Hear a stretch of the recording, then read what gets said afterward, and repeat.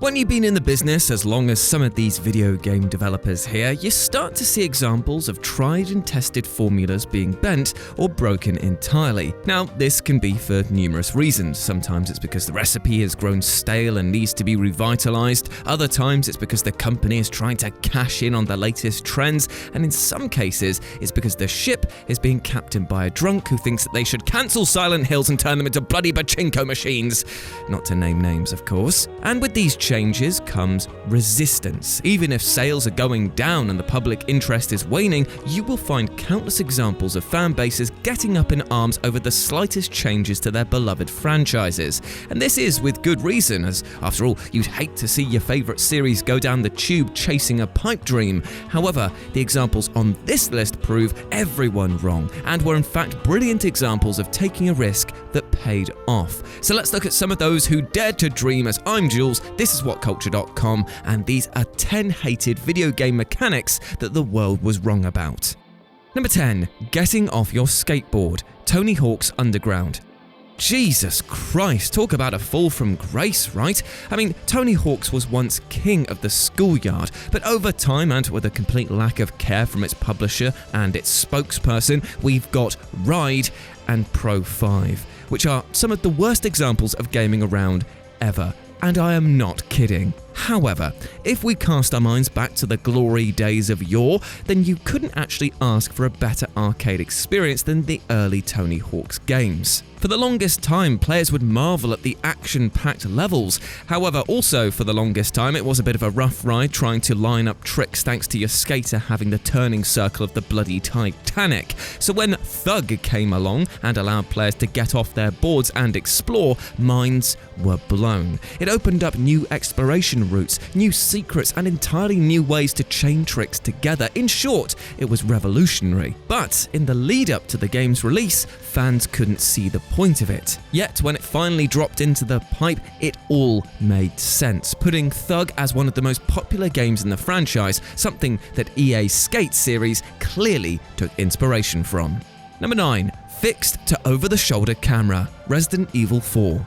It'll ruin the horror, they said. It'll take away from what made Resident Evil what it is, they shrieked. Oh boy, were people wrong with this one. But you can kind of see why, because it was a fear that fear would be taken away from the series with this shift in perspective. Still, Resi 4 is now considered to be one of the greatest video games ever made, thanks to its understanding that it needed to retain the tense combat from the original games. And it's a decision that worked so well that tons of other horror and action games have been aping it for years. Now, if you look at it in more detail, then you can see the brilliance of its implementation. The camera sits close to Leon, so even though you can clearly see your enemies ahead, there's still a massive fear of being snuck up on, making the firefights incredibly intense. Honestly, it's one of my favourite things the series has done. It's just a shame that all the weird tweaking they did to it in the following games. And yes, I'm looking at you, Resi 6, your camera angles, well, they made me sick.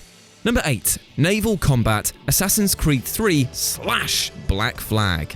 There's nothing remotely assassin-like about two forces blowing 7 shades of ship out of each other. I mean, for a start, it's not like a boat is easy to be sneaky with, and then on top of that, you've got cannons alerting everyone in a 5-mile radius to your location. Therefore, it was a difficult thing for fans to process when Assassin's Creed 3 rolled in and introduced the world to naval combat. However, it was a move that, while being completely unpredictable, was completely necessary. Because if we're being honest, at this point in time, the formula was already beginning to stale, being less about actual assassinations like the first game had introduced, and instead descending into over-the-top action and feather-based fetch quests. Crone. Therefore, while not being the hook that most people were expecting, it was at least different enough to get the franchise back into the minds of many, and it became so popular that there was enough swell in the ocean for Black Flag to reuse this feature and fully flesh it out. Number 7. Backtracking. Metroid / Castlevania. If you've ever heard of a game referred to as a Metroidvania, it's because of these two. The portmanteau of their names is shorthand for any time a game has you going back to previous areas that were either inaccessible or required a certain item / higher level in order to fully explore. Now, to the uninitiated, this actually seems like bad level design, right? A lazy effort to lock off secrets until later and forced you to traipse through enemies you'd already beaten in order to get some slightly thicker-soled boots. However, from another perspective, it was a brilliant way to extend the life of the game and also make these secrets feel like true rewards for unlocking. And it was so popular with fans that it's a mechanic that's seen so many other titles take the wall turkey and bloody run with it. The Tomb Raider reboots, Shadow Complex, the Resident Evil 2 remake, and even the latest Star Wars Jedi offering Fallen Order all have mechanics in place to hide things from you until later on. And in nearly every example, these are pleasant experiences, which is odd, right? That something on paper would be such a chore is actually a rewarding experience. Number 6. Leveling up through collectibles. Crackdown.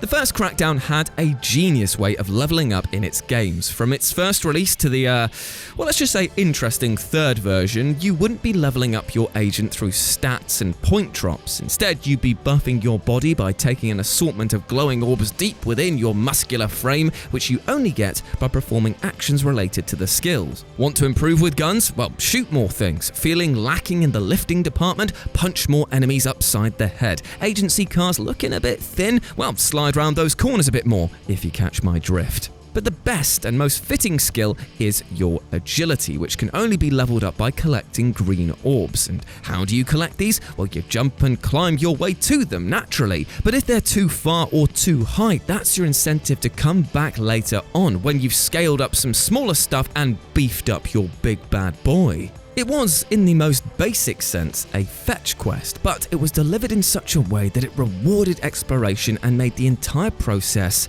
fun, which seems to be something that so many video game developers forget to do nowadays. Number 5. Avoiding enemies. Metal Gear.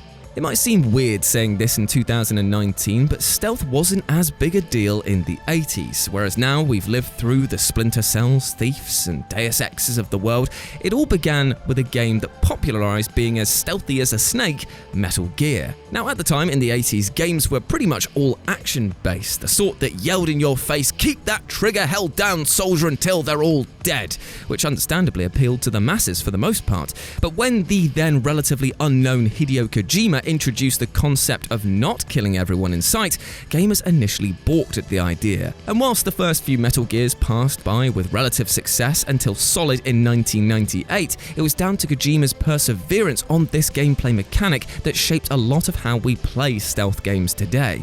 It's now so typical of Kojima to go against the grain, and yes, we are definitely looking at you, Death Stranding, but it went on to prove that while it may seem like a wacky notion, these ideas, well, they're not always a bad thing.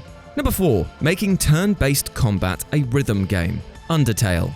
Undertale is a strange beast of a game, to say the least. On its release in 2015, players weren't initially sure what to make of the title, seeing as it was, a turn-based dungeon crawler rhythm action game forgiveness simulator? In fact, the action side of this game is what caught people's attention the most, as whilst traditionally turn-based, carrying out attacks or defending against them, well, they were turned into little mini-games. It's a brilliant concept, but one that was so foreign to most gamers that it was a case of a lot of them holding off on the game to see what others made of it. Obviously, in hindsight, it's one of the features that made Undertale the absolute indie darling it is today, as well as its multiple narrative story. It's a testament to both the developer for putting it out there, as well as slightly cautious fans for actually sticking with it. And all of this adds to the incredible staying power that Undertale has today. Number 3. Crafting. Horizon Zero Dawn. Crafting systems, by and large, are often sneered at as an inclusive feature that nobody asked for, and are often seen as a shorthand excuse to throw out arbitrary scavenging systems for the sake of bulking out a game's length. For example, can you really say that Alien Isolation needed one? I mean, probably not, as the game was giving us so much else at the time, but I guess it did make sense in the context of Amanda Ripley being an engineer. It also made sense, or at least was forgivable, in games like Mad Max, because that entire world is built on nabbing anything that isn't nailed down and strapping it to the hood of your car. However, there is a true champion of scavenging, and that is Horizon Zero Dawn. Now, in the wake of the technological destruction in the game, it actually would make sense that humans rely on arts and crafts to build communities and dwellings. Given that there's very few autonomous weapons for you to use, how else would you build ammunition to fend for yourself or take down enemies? Yes, crafting is a mechanic that does get thrown about all too often in video games, but if you take a step back and look at the context of the game it's in, then Horizon Zero Dawn not only makes this feature feel built into the world, but also as a result makes it more engaging to take part in. Number 2, community world building and arduous exploration. Death Stranding. The community game that brings us all together, that is also part post-apocalyptic postman Pat, the delivery worker who stores babies on his chest, where rain is time and where Monster Energy drinks is... You know what, I'm just going to stop it and just say Death Stranding has a mad plot, but you know what? It bloody worked. Kojima managed to make something as painful sounding as taking a letter from one side of a mountain to the other and made it extremely engaging and, dare I say it, fun. And things only get better when you start connecting to the network within the game. Now, before the launch of the title, it did sound like Kojima was talking out of his bloody arse with strand this and strand that. Honestly, I had about as much as I could strand before actually playing it and realizing, damn, this actually all makes sense, and using other players' ladders and roads and supply drops actually impacts the game unlike anything I've yet experienced. People made fun of this point, but you know what? Upon actually seeing it implemented, damn, if he wasn't bang on the money with it. And number 1, cover-based shooting, Gears of War.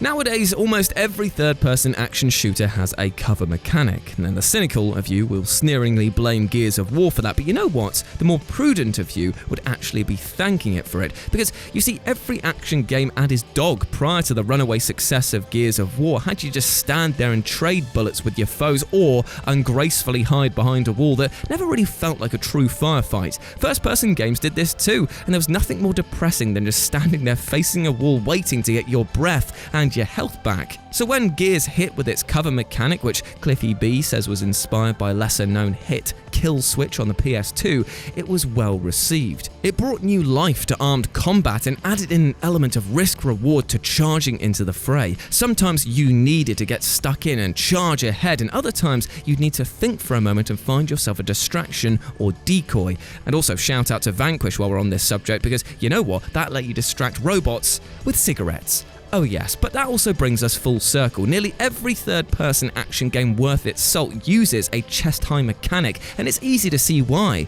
To paraphrase Fallout 76, not that I should ever be doing this, it just works. But this time, it's actually true. And there we go, my friends. Those were 10 hated video game mechanics that everyone was wrong about. I hope that you enjoyed that, my friends, and I hope that you go out there and have a lovely day, whatever you are getting up to. And I don't know when this video is going to be coming out. It might be at the end of the year in 2019. It might be at the beginning of the year in 2020. At the moment of recording, it's the end of November, but I bloody don't know how long it takes for editors and upload schedules to go. But the point is that around this time, there's a lot of stuff going on. Either the lead up to Christmas can be very stressful, and the beginning of the new year when you're trying to make changes in yourself, that too can be stressful. And I'm just trying to say to you right here, right now, take a break. Make sure you are taking time to be kind to yourself, both physically and mentally. A lot of stress is going on around this time, as I said before, but just make sure that you are stepping back from it every once in a while and just being kind to yourself. Take a break. It is okay to do that. As always, I've been Jules. You can go follow me at RetroJ with a 0 over on Twitter. And if you want to check out something a bit different, you can go and follow Live and Let's Dice. It's my board game channel that I run here on YouTube. Hope you enjoy that as well. And as always, you have been awesome. Never forget that. And I'll speak to you soon. Bye.